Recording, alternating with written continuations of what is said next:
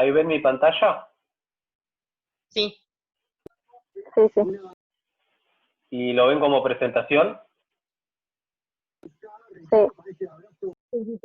Ok, bueno, arrancamos. Anatomía de la mano y de muñeca.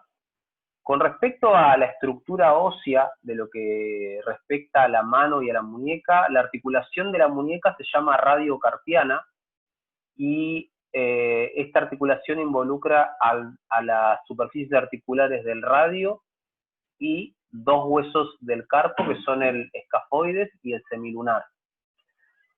Además, el cúbito dentro de la articulación de la muñeca articula con el radio en una articulación que se llama radio cubital distal. Entre el cúbito y la estructura del carpo existe un menisco que junto a ligamentos propios de la zona conforman el complejo fibrocartílago triangular. Con respecto a los huesos del carpo, son dos hileras de 4 huesos, ¿sí? Empezando desde el lado radial, tenemos al escafoides, al semilunar, al piramidal y al pisiforme, y en una segunda hilera o la hilera distal tenemos al trapecio, al trapezoide, al hueso grande y al hueso ganchoso. Esta última hilera de 4 huesos articulan con la base de los 5 metacarpianos, ¿sí? Entonces, dentro de estas articulaciones, la que más frecuentemente se lesiona o más frecuentemente está dentro de la patología traumática de la mano es la articulación trapecio-metacarpiana. También está presente en otras enfermedades, como son la risartrosis o la artrosis trapecio-metacarpiana. El escafoides es un hueso que frecuentemente se fractura en las caídas, sobre todo en pacientes jóvenes, y el escafoides tiene una vascularización bastante dificultosa, por eso muchas veces el tratamiento cuando se fractura el escafoides es dificultoso porque puede generarse una necrosis, sobre todo en aquellas que afectan al polo proximal del escafoides. Bien, y luego después de los 5 metacarpianos están las falanges. Recuerden que los 4 dedos, el dedo índice, el dedo medio, el dedo anular y el dedo meñique presentan 3 falanges, mientras que el pulgar presenta 2 falanges. ¿Sí? Bien. El dedo, ¿sí? Las articulaciones entre las falanges, tenemos interfalángica proximal y la articulación interfalángica distal. Además, la articulación metacarpofalángica. En cada una de estas articulaciones se involucran ligamentos y se involucran tendones, como son el tendón extensor, que va por el dorso de las articulaciones, y los tendones flexores, que van por la región volar de las articulaciones. Con respecto a la topografía de la mano, tenemos en la cara palmar tres sectores, que es la eminencia tenar, la eminencia hipotenar y la celda palmar central. Y luego tenemos la región de la cara dorsal de la mano. La eminencia tenar se limita por el surco longitudinal radial, ¿sí? Y en la región externa o radial del dorso del pulgar. La región hipotenar se va a delimitar por el surco palmar proximal, ¿sí? Y la región cubital del quinto dedo y la región cubital de la mano, ¿está bien? Y entre medio queda la región palmar media, vale la redundancia, que está limitado por el pliegue palmar inferior, que es este, y el pliegue palmar medio, ¿sí? Conocer la topografía de la mano a uno le sirve porque es el paneo general de las estructuras. Conocer la anatomía de cualquier región del cuerpo te permite mucho más fácil después localizar las lesiones y las enfermedades que afectan a esa zona. Esto va a la traumatología y va a todo tipo de especialidad.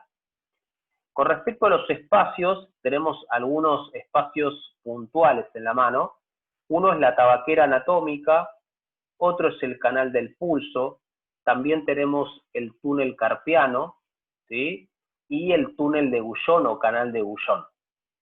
La tabaquera anatómica se sitúa en el primer espacio de la mano y está delimitado por un lado por el abductor largo y el extensor corto del radial, y por el otro lado cruzando el extensor largo del pulgar, ¿sí?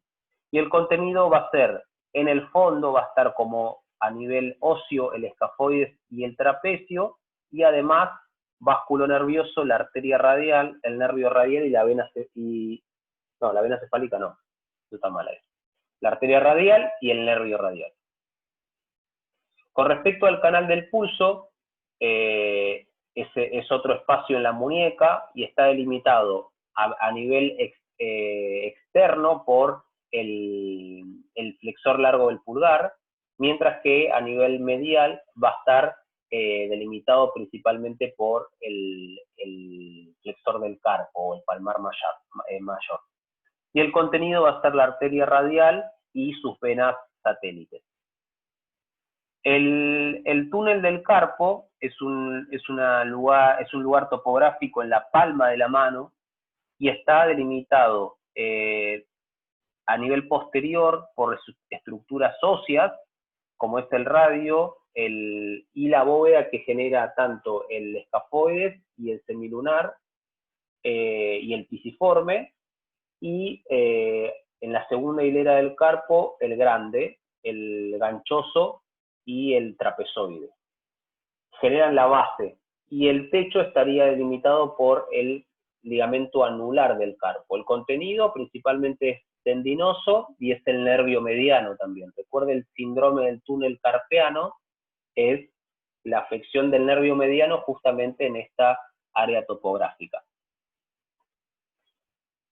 Bien. Con respecto a la musculatura, tenemos musculatura intrínseca y extrínseca. La musculatura intrínseca habla de que la inserción y el origen de ese músculo está propiamente en la mano. Mientras que los músculos extrínsecos son aquellos músculos que parten del antebrazo para actuar en la mano. ¿Está bien? Con respecto a la región tenar, que es la región del pulgar, tenemos 4 músculos importantes. Esta es una regla mnemotécnica para acordárselo, ¿sí? El abductor del pulgar, el oponente del pulgar, el flexor corto del pulgar y el abductor corto del mismo. En la región media vamos a encontrar los interiosos palmares, dorsales y también los músculos lumbricales. La acción de estos músculos principalmente es flexionar la articulación metacarpofalángica y también de separar los dedos y juntarlos. Esas son las principales funciones de este tipo de músculos, ¿sí? Mientras que los que vimos recién de la región de tenar, de la región del pulgar, lo dice el propio nombre, ¿sí? El aductor aduce, el oponente opone. La oposición del pulgar, recuerden que es enfrentar la yema del dedo gordo con respecto al resto de la mano. Ese es el movimiento de oposición, ¿está bien? Aducción es juntar la mano, ¿sí? Abducción es separarlo del resto de la mano, ¿ok? Flexión es la flexión distal y el flexor corto hace esto, no esto. Esto hace el flexor corto, ¿está bien? Con respecto a la región hipotenar, tenemos otra regla mnemotécnica y esta es PAFO, donde vamos a tener al palmar cutáneo corto, al abductor del quinto dedo, al flexor corto del quinto dedo y al oponente del quinto dedo, ¿está bien?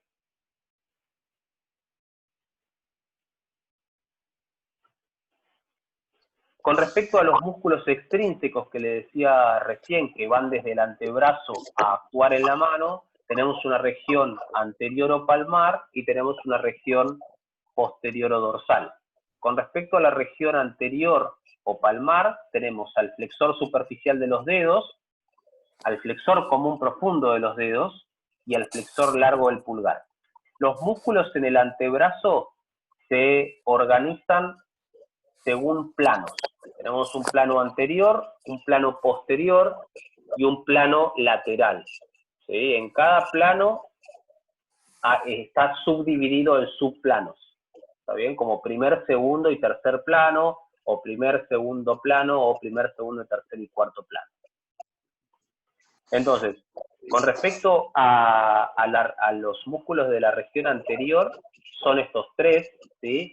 Cada uno presenta una inserción diferente, como se ve en el dibujo. Recuerden que en líneas generales no le vamos a preguntar inserciones musculares, ¿sí? Porque sería muchísima, muy fino, hilar muy fino, por lo cual, pero sí deberían saber cuál es un músculo propio de la mano, intrínseco hablo, y cuál sería un músculo extrínseco. Eso sí sería bueno que lo sepan. Como también los espacios en la mano, como el túnel carpiano, el canal del pulso o la tabaquera anatómica. Con respecto a la región dorsal, son estos los músculos que se involucran en este lugar. Esto es una imagen anatómica de la región dorsal, justo en la zona proximal al carpo. En esa zona hay un retináculo extensor. Si alguien tiene el micrófono andando, por favor lo puede silenciar. Este es un lugar donde se encuentran las vainas tendinosas y el ligamento anular del carpo. El ligamento anular del carpo, como también el ligamento... perdón, de nuevo. Esta es una visión dorsal de la muñeca, donde no tenemos el retináculo volar, sino tenemos el retináculo extensor.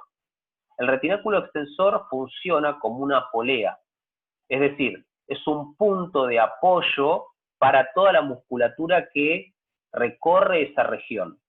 Lo que permite el retináculo extensor es, a partir de este apoyo, generar mejor biomecánica en la movilidad de los dedos. Cuando uno opera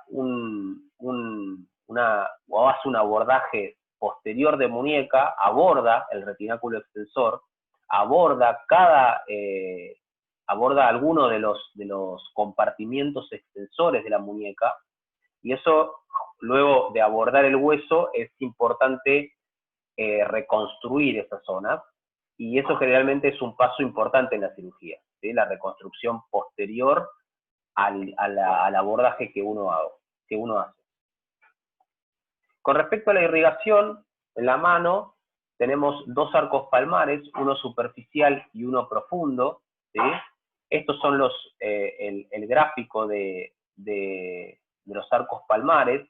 En líneas generales, sepan que el arco palmar superficial se da a partir principalmente de la arteria cubital, y el arco palmar profundo se da principalmente a partir de la arteria radial. La anastomosis entre ambas arterias a nivel de la mano generan los arcos que ustedes pueden ver, y a partir de los arcos se van a generar las ramas principales o comunes para luego dividirse en cada uno de los dedos. ¿Está bien? Esto es válido para la irrigación arterial. Con respecto a la inervación, tenemos una inervación motora, una inervación sensitiva. Con respecto a la inervación motora, tenemos al nervio mediano, que va a inervar principalmente a los flexores de la muñeca y a los supinadores de la muñeca. ¿Sí? Recuerden que el movimiento de pronosupinación es este, ¿sí? Supinación y pronación. Con respecto al nervio cubital y al mediano en conjunto, inervan a los flexores profundos, a los músculos de la región tenar y a los lumbricales, mientras que el nervio cubital va a inervar principalmente a los músculos hipotenares y a los músculos interóseos. Recuerden, dentro de los espacios de la mano, que no se los voy a explicar, esto es tarea para ustedes, buscar los límites del canal de Bouillon y el contenido del canal de Bouillon. ¿Sí? Esta es la inervación sensitiva. Tenemos una región dorsal y una región volar. ¿Sí? En la región dorsal, principalmente en toda esta parte rosa que se ve aquí, el nervio radial es el que inerva, mientras que en la región cubital tenemos el nervio cubital como inerva esto. Lo amarillo lo da el nervio mediano. El nervio mediano no solo inerva parte del pulgar, dedo índice, medio y parte anular, sino que a nivel dorsal inerva casi lo mismo, pero a partir de la articulación interfalángica distal. Perdón, profe, ¿puede repetir lo de la parte amarilla? Sí, la parte amarilla es la parte que inerva sensitivamente el nervio mediano. El nervio mediano, como se ve en la imagen de la derecha, inerva sensitivamente parte del pulgar al dedo índice, medio y parte del anular. ¿Sí? Pero en la región dorsal no inerva la misma región. Fíjense, solamente inerva la parte distal del dedo anular, la parte distal del medio, del índice y del pulgar. ¿Está bien? Está bien claro el dibujo. Como el celeste es parte del nervio cubital, el rosado es parte del nervio radial y el amarillo es parte del nervio mediano.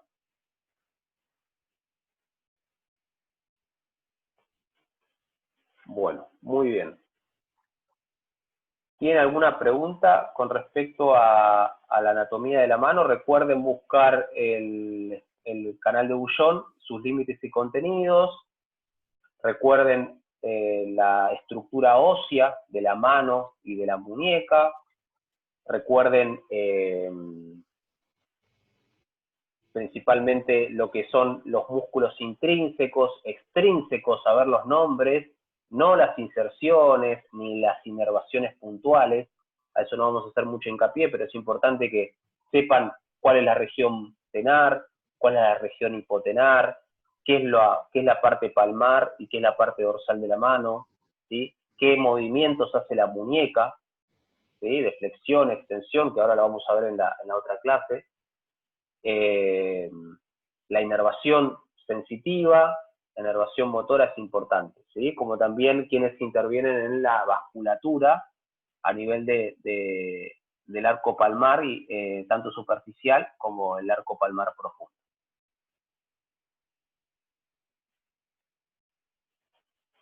Erika, ¿querés aportar algo por ahora?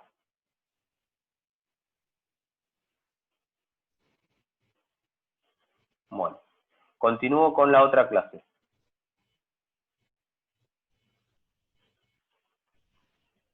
¿Están viendo mi pantalla ahí?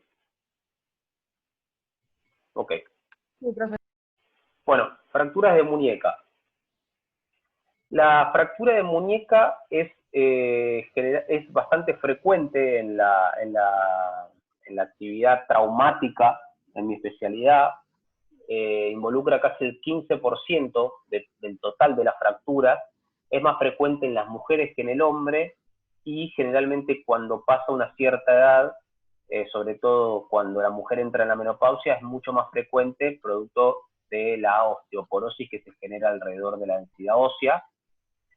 El mecanismo de producción generalmente es una caída con mano con muñeca en hiperextensión, ¿sí? Y con carga axial.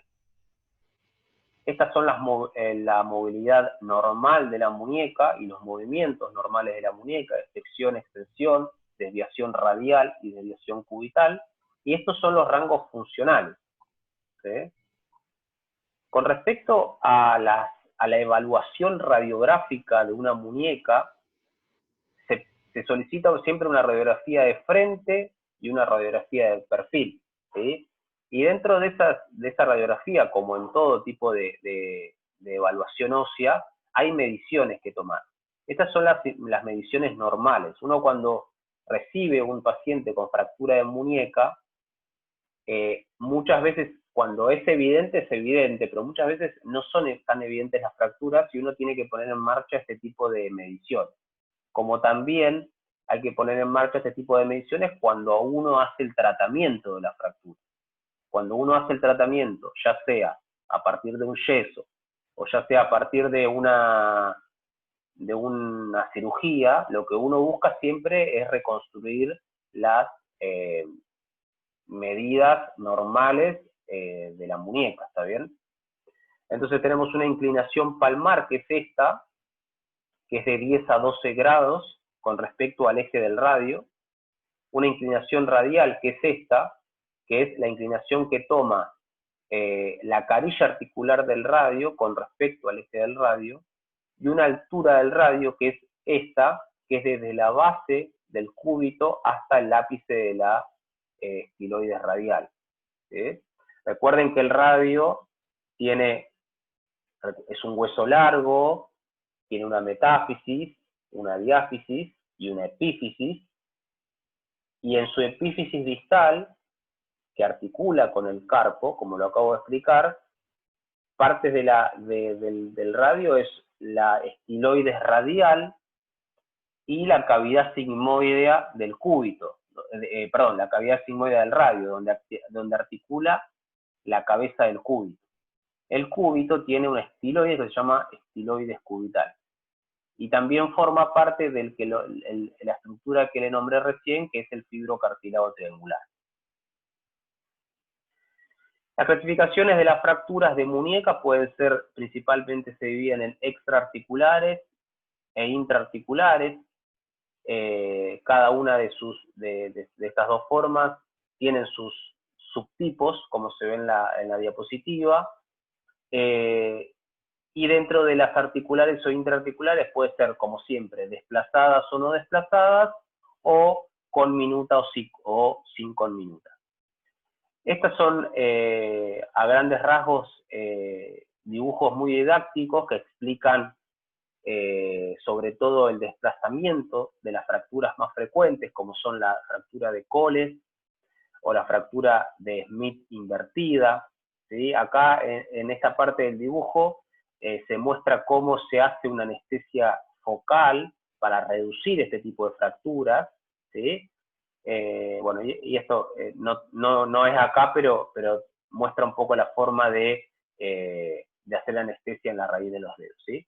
Y luego acá abajo se puede ver cómo se ven las diferentes fracturas, por ejemplo, la fractura extraarticular en el paciente que es pediátrico, las fracturas volares o fracturas dorsales, o marginal anterior y marginal posterior. Estas, dice perfil, porque son las que se evalúan en una radiografía principalmente de perfil, y estas son fracturas más complejas, en T o en I, o fracturas conminutas, que habitualmente estas, además de estudiarse con una radiografía, se evalúan con tomografía. Recuerden que las estructuras óseas principalmente se evalúan con tomografía, sobre todo las fracturas intraarticulares. Con respecto a la clasificación de la AO, es otro tipo de subclasificación, es un poco más compleja, pero principalmente las divide en extraarticular, en fractura articular parcial o fractura compleja articular del radio. Hablando un poquito de alguna de ellas, esta es la fractura más frecuente, es una fractura extraarticular que tiene generalmente desplazamiento del fragmento distal hacia dorsal, ¿sí? Donde generalmente la clínica es en dorso detenedor, ¿sí? Y el paciente, por supuesto, va a tener dolor, impotencia funcional, inflamación, y esta deformidad en dorso detenedor. Cuando esta fractura está no desplazada, se trata a través de un yeso antebraquiopalmar, en pronación o en pronosupinación neutra, ¿sí? Si está desplazada, se trata de hacer una reducción bajo anestesia local, como se mostraba en el dibujo de recién, y se hace, además de la maniobra, un yeso y se lo trata también por 4 a 6 semanas. Si esa fractura desplazada, cuando le hace uno a la reducción, la maniobra de reducción no reduce, es una fractura posiblemente quirúrgica, ¿sí?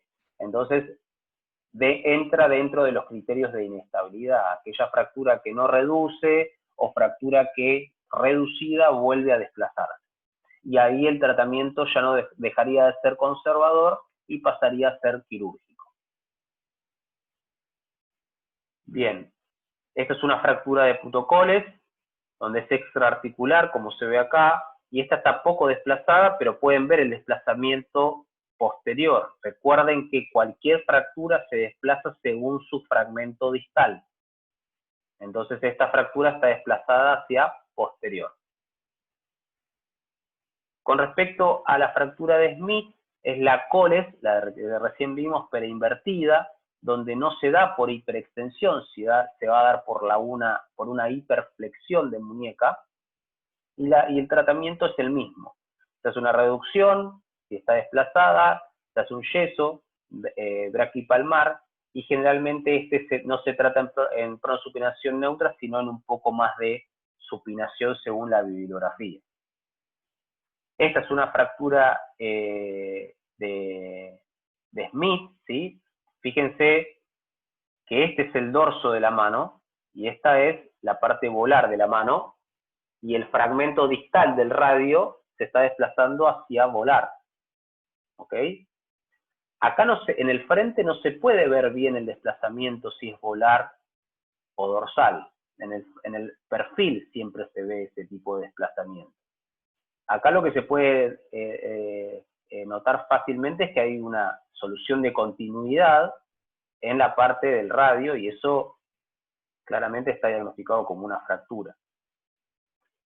Acá aprovecho para mostrarles los huesos del carpo. Este es el escafoides, este es el semilunar, este es el piramidal, este es el pisiforme, este es el ganchoso, este es el grande, este es el trapezoide y este es el trapecio.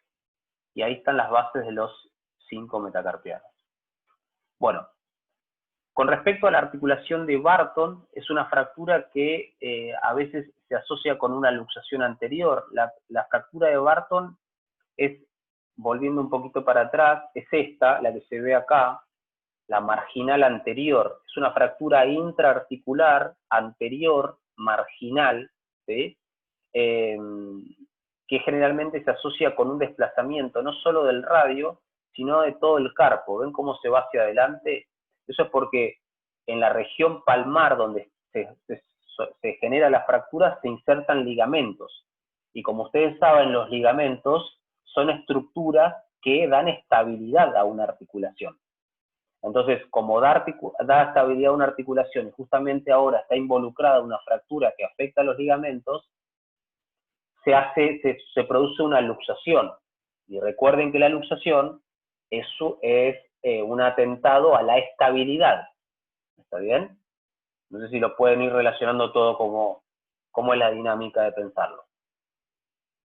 Esta es una fractura que se llama de Chauffeur.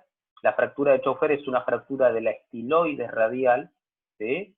Y generalmente se da con una flexión dorsal y una desviación cubital. ¿Está bien? Se afecta esta zona. No como aparece en el dibujo, como yo se la estoy marcando acá con el cursor. Pero la que se ve en el dibujo es la fractura de Die-Punch, que es una fractura por impactación, donde el semilunar actúa de forma axial contra su superficie articular del radio, generando un escalón y una fractura por impactación. Estas son difíciles de tratar, porque si esta fractura llega al quirófano, que el cirujano lo desea, pero lo ideal para este tipo de fractura es tener injerto óseo, ¿sí? Porque Recuerden que es como el platillo tibial. Cuando el platillo tibial se impacta, se pierde el hueso, es decir, se reabsorbe, y uno cuando levanta la superficie del cartílago, abajo queda un defecto. Entonces, en ese defecto hay que ponerle injerto. Entonces, el manejo del injerto dentro de esta cirugía es posible. Profe, ¿Sí? entonces la fractura en escalón es cuando queda comprimido el hueso. La fractura en escalón, ¿cuál? ¿La de recién? Sí, ¿Esta que estoy mostrando? sí. Claro, la fractura es por impactación y así se produce en escalón, tal cual. Lo que produce es que se comprime el hueso y el hueso cuando vos lo comprimís mucho se genera, después de un tiempo se reabsorbe, porque son tejido blando a la larga. Entonces, ¿cómo? No se dice fractura en escalón. No, se dice fractura por impactación. Ok, gracias. Bien. No, de nada. Con respecto al tratamiento, como les fui diciendo recién, para las fracturas estables y no desplazadas, el tratamiento generalmente es conservador, con yeso, ¿sí? Donde se hace una maniobra de reducción y por 4 a 6 semanas se deja el yeso braquipalmar para luego pasarlo al yeso antebraquipalmar con controles radiográficos. Si esa fractura, una vez reducida dentro del yeso, se desplaza, es una fractura inestable, y si no está dentro de los parámetros de aceptación del desplazamiento, hay que operarla. Por supuesto que está todo ligado a la edad, ¿no? No estamos hablando lo mismo para un paciente de 25 años que un paciente para un paciente de 70 o 80 años. Estamos de acuerdo con eso. Con respecto al tratamiento quirúrgico... ¿Braquipalmar es del brazo y el antebrazo? Correcto, desde el brazo, desde acá, hasta la raíz de los dedos. Eso es braquipalmar. Bueno, con respecto al tratamiento quirúrgico, está indicado, como recién le dije, en las fracturas inestables o desplazadas, y estos son algunos de los criterios de estabilidad o criterios de inestabilidad. El compromiso articular, ¿sí?, en un escalón más de 2 milímetros, la angulación dorsal más de 10 grados, la conminución dorsal más del 50%, cuando se afecta tanto el radio como el cúbito, en una edad, esto no es actual, en una edad mayor de 70 años no es actual, así que no tomen en concepto eso, y más de 4 milímetros de acortamiento, el cúbito plus. Estos son algunos criterios de inestabilidad. Con respecto a los principios del tratamiento quirúrgico, lo que uno trata de hacer con una cirugía es generar una superficie articular y congruente, además de tener una estabilidad para soportar la carga axial, y además uno le da la estabilidad para darle a esa articulación movilidad precoz, y eso generaría una mejoría en la rehabilitación. Entonces, ¿cuáles son las formas de tratar? Son estas tres: la osteodesis percutánea, la osteosíntesis con placas o el tutor externo. ¿Está bien? La osteodesis, recuerden la terminología, y la osteosíntesis también. Con respecto a la osteodesis, esto es una imagen donde se puede ver a la derecha. Nos queda un minuto de la charla. En cuanto se corte, después retomo, ¿sí? Recuerden que la próxima charla es en 20 minutos. Esto es una fractura, esto es una osteodesis de radio distal. Acá se ve la fractura y acá se ve cómo se dejan puestas las clavijas. Esto es una técnica, la técnica de Capanchi, es una técnica para lograr esto. La técnica de Capanchi lo que utiliza principalmente, obvio, son clavijas, y a partir de las clavijas se hacen una serie de movimientos dentro del hueso, siempre de forma percutánea, para reducir la fractura, y con la misma reducción uno coloca la fijación siempre a través de clavijas, ¿sí? Luego de la cirugía se inmoviliza aproximadamente entre 3 y 4 semanas para el retiro de las clavijas, ¿sí? El paciente no se queda con las clavijas puestas, se las retira, y luego se pasa a una rehabilitación. Con respecto a la osteosíntesis, tenemos